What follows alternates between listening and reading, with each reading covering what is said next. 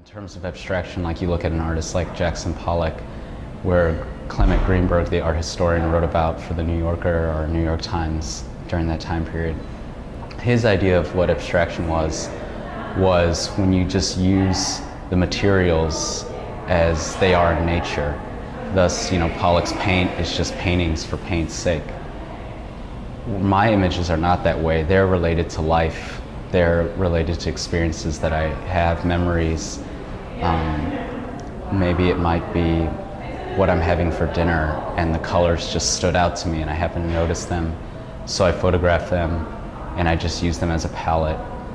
And then I go into the design aspect is through a form of poetry that Andre Breton utilized called automatism.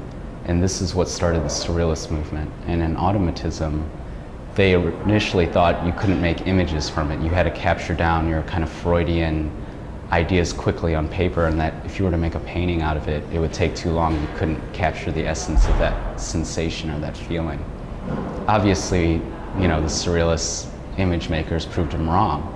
So it was accepted, but the approach that I take to make these images is through what I call automated drawing, or automaton drawing. That's what I was looking for.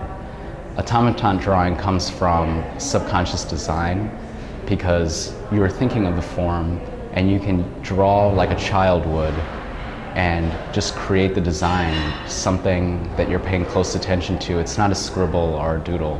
It's something that comes from deeper within.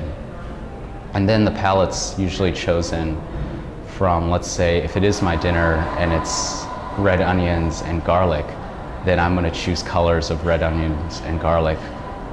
Within the colors, though, I'll do variations of purple and red and white and yellow, and then use kind of this automated color choice as I'm applying it to the surface. And then I'm using different materials. In oil paint, I like the sense of oil because of the ideas of tradition, and my training comes from traditional painting from Rembrandt to Titian to Rubens. Very uncommon in today's standard education of art school. But this is why I chose it. I'm looking at painters like Andrew Wyeth still, and even like Mark Rothko, I think, was a firm believer in the tradition of art, with him looking at Goya and Velasquez. And so I kind of taken that same approach where I'm not a very religious person personally, but if I were to kind of have any kind of spiritual experience, it would be in my memories and sensations of life and my interpretations of it. So I just want to capture those down in my work and carry that sense of tradition along with contemporary ideas and colors and form and interpretations of our time today.